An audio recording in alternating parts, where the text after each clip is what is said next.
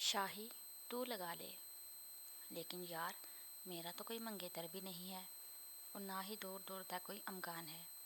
نمرا متعصب ہوئی۔ شاہی میں کہہ رہی ہوں اب اس کے پیرنٹس کو کہو اس کے لیے کچھ سوچیں، لڑکی ہاتھ سے نکلی جا رہی ہے۔ لیٹے لیٹے مریم نے نمرا کو چڑھایا۔ شاہین نے سکھ کا سانس لیا کہ اس کا موڈ بہتر ہو رہا تھا۔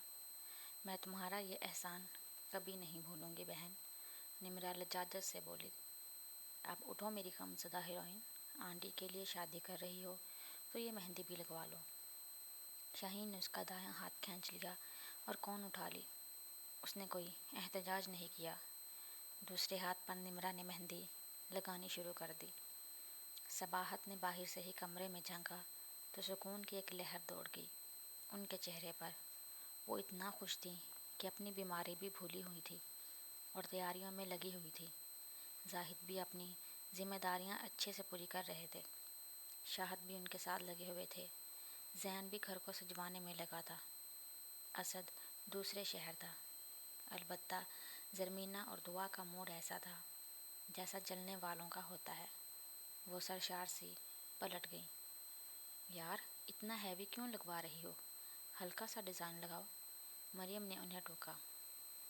چپ کر کے بیٹھو تم، شرم نہیں آتی، دلہن ہو کر پٹر پٹر بولتے ہوئے۔ نمرا نے بزرگانہ انداز سے اسے ڈپٹا۔ اتنے میں دعا کے ساتھ سجیلا اندر آئی۔ سجیلا پھپھو کا رویہ مریم اور صباحت کے ساتھ اچھا تھا۔ آج بھی وہ ایک دن پہلے ہی اپنے بیٹے اور بیٹی کے ساتھ آن پہنچی تھی۔ نہ کوئی ڈھولک ہے نہ رونق، اور تم لوگ ادھر گھسی بیٹھی ہو، وہ بیزاری سے کہتے ہوئے دھپ سے بیڈ پر بیٹھ گئی جس پر مختلف چیزیں بکھری تھیں۔ کیا رونق پھپھو، صباحت چچی کی طبیعت کا تو پتہ ہے نا آپ کو، نہ جانے کتنے دن باقی ہیں بیچاری کے۔ مجھے تو مہندی وغیرہ لگوانے کا بھی دل نہیں۔ دعا نے یقیناً مریم کے مہندی لگوانے پر چوٹ کی تھی، لیکن اس کی پہلی بات پر مریم کا دل بہت برا ہوا تھا۔ ایسی بدشگونی کی باتیں کیوں کر رہی ہو، خوشی کا موقع ہے، ہلا گلا کرو۔ رہی بات صباحت کی تو وہ بالکل ٹھیک ہے اور بہت خوش بھی ہے۔ ابھی سب ٹھس کر منہ بنا کر بیٹھ جائیں تو یقیناً اس کی طبیعت پر اثر پڑے گا۔ سجیلا کو اس کی بات بہت ناگوار لگی تھی، اس لیے اظہار بھی کر دیا، جبکہ اس کی بےعزتی پر نمرا اور شاہین نے بامشکل مسکراہٹ روکی تھی۔ یہاں تو کسی کو خیال نہیں ہے ہمارا ہی قصور ہے جو ان کا خیال کر رہے ہیں، ان کی بیٹی ہی یہاں خوشیاں منا رہی ہے تو ہم کیا کریں اور۔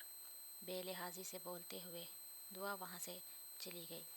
ایسے ہی بکواس کرتی رہتی ہے، تم دھیان مت دینا، سجیلا نے لاپرواہی سے کہا۔ یہ کیا تم لوگوں نے کپڑے نہیں سمیٹے؟ بات کرتے کرتے ان کی نظر نکاح کے جوڑے اور دیگر چیزوں پر پڑی تو وہ سر پیٹ کر رہ گئیں۔ ابھی مہندی لگ جانی تھی ان پر۔ انہوں نے خود ہی سب چیزیں سمیٹ لی اور وہاں سے چلی گئیں۔ مریم تمہاری کزن بہت جیلس ہے تم سے، شاہین نے دعا پر تبصرہ کیا۔ کہہ تو ٹھیک گئی ہے وہ، مریم نے افسردگی سے کہا۔ کوئی ٹھیک نہیں کہا، اور تم بھی بیوقوف ہو، اپنا سڑاپا مار رہی تھی وہ۔ اچھا بتاؤ یہاں نام کیا لکھوں؟ مہندی تقریباً لگ چکی تھی۔ نمرا نے دائیں ہتھیلی پر نقش و نگار کے بیچ ایک چھوٹا سا دل بنایا ہوا تھا اور شرارت سے اس سے پوچھ رہی تھی۔ میرا سر، اس نے سلگ کر جواب دیا۔ سنا شاہی؟ نمرا اب بھی شرارت پر آمادہ تھی۔ کیا؟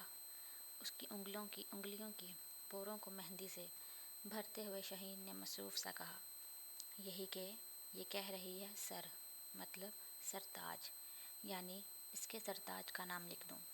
بکواس نہیں کرو نمی، ورنہ ایسا جھانپڑ دوں گی کہ 2 دن چھپا رہے گا تمہارے چہرے پر۔ مریم کی دھمکی پر اس نے ہنستے ہوئے اس دل میں چھوٹا سا یہ لکھ دیا تھا۔ یار اتنا پریشان کیوں ہو؟ رضا نے کوئی تیسری بار اس سے پوچھا تھا، لیکن جواب ندارد۔ دونوں دوست اس وقت ایک ہوٹل پر موجود تھے۔ رضا اپنی چائے پی چکا تھا، لیکن علی کی ویسی رکھی تھی، غائب دماغی سے بیٹھا تھا وہ۔ اگر تم مریم کی وجہ سے پریشان ہے تو وہ ایک اچھی لڑکی ہے، تمہیں کوئی غلط فہمی ہے اس کے بارے میں، ویسے بھی تمہاری زندگی میں اور کوئی دوسری لڑکی نہیں ہے۔ مریم شکل سے بھی ٹھیک ہے، دوسرا وہ تمہاری ماما کی پسند ہے، آخر کسی نہ کسی لڑکی سے تمہیں شادی کرنی ہے، پھر مریم کیوں نہیں؟ تمہاری ماما بھی خوش اور تمہیں بھی ایک قابل لائف پارٹنر مل جائے گی۔ سمجھ آیا کچھ یا بس ایسے ہی بک رہا ہوں میں؟ رضا نے لتاڑا۔